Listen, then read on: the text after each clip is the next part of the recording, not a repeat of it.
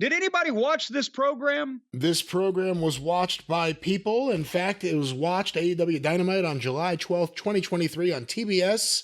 It was watched by 825,000 people.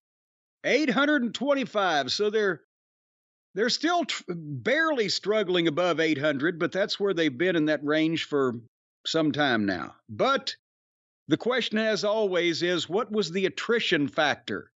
How did they start? And who hopped off the boat?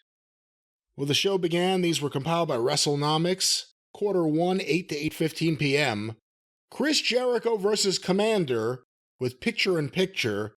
If you are one of the listeners from outside of the States, when I say that, it refers to here in the States, at times, there are commercials with a very small screen with the wrestling still playing while the commercials go ahead are and playing. explain it. Go ahead and explain it to them the way that AEW is thinking. They're thinking that our fans that watch us on TV want to see this program so bad that even when we go to commercial, if we put up a small postage stamp size screen in the corner with the commercial audio playing and the commercial taking up most of the screen, people will sit on their couch, grab their binoculars, and try to look at that little picture-in-picture just to see the rest hold that is occurring at that moment. And I bring it up because we have heard from a lot of listeners who keep saying, I don't know what Brian is referring to, why he keeps saying picture-in-picture. But Jericho vs. Commander, picture-in-picture, 896,000 viewers. Okay, not a good sign for their quarter 8, but we shall contend. Again, they've been starting lower. The Big Bang, I guess, has lost its appeal, but they've been starting lower and keeping more of their audience. They haven't been doing the starting with 1 million and ending with 600 and something thousand here lately, but that's not a good place to start if they're going to do an 825 average. Go ahead. Quarter 2, 8:15 to 8:30 p.m.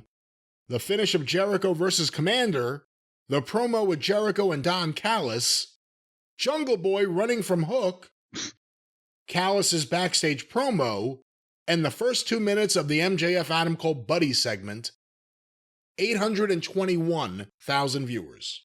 Oh, boy. And that 75,000 people in the first 15 minutes went away because Chris Jericho versus Ignatz McGee, been the same thing. Quarter 3, 8:30 to 8:45 p.m. The final 2 minutes of the MJF Adam Cole video, and Orange Cassidy and Darby Allin versus Sammy Guevara and Daniel Garcia with picture-in-picture, 780,000 viewers. Oh, good Lord. Okay, That's pockets. That's pockets. That's because... It's every week now. Again, that was, hold on, where's my notes? That was after we got finished with MJF and Adam Cole. People knew, okay, MJF has been on the program, and here comes this sack of shit.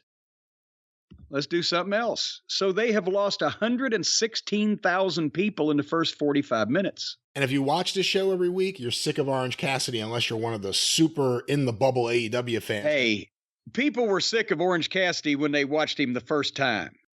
But now you've been trained to know that his matches are going to go probably 15 minutes-ish. So you know you can kind of go to the bathroom or go to the kitchen or wherever during that quarter. How long does it take you to shit? Well, maybe I went outside to smoke a joint. I mean, I don't know.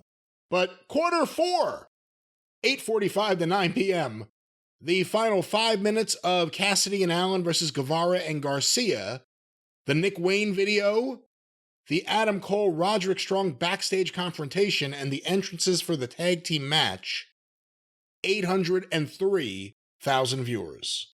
Okay, they got 23,000 back because now we're going to have the match with MJF and Adam Cole. And that's what we get at the big 9 o'clock hour. Quarter 5, 9 to 9:15 p.m., MJF and Adam Cole versus Brian Cage and Big Bill with picture-in-picture and the post-match promo from Cole and MJF, 883,000 viewers. Wow! At the top of the 9 o'clock hour with the big star in the ring, and they know that some furtherance of the issue will go on, they pick up 80,000 people at the top of the hour. Quarter 6, 9:15 to 9:30 p.m., The Jake Hager, Chris Jericho backstage confrontation, and Ruby Soho versus Sky Blue with picture-in-picture, 802,000 viewers. God damn. Right back. And they went right back where they were and lost an extra 1,000. Quarter 7, 9:30 to 9:45 p.m. The Owen Hart Cup recap and Swerve Strickland versus Nick Wayne with picture-in-picture, 783,000 viewers.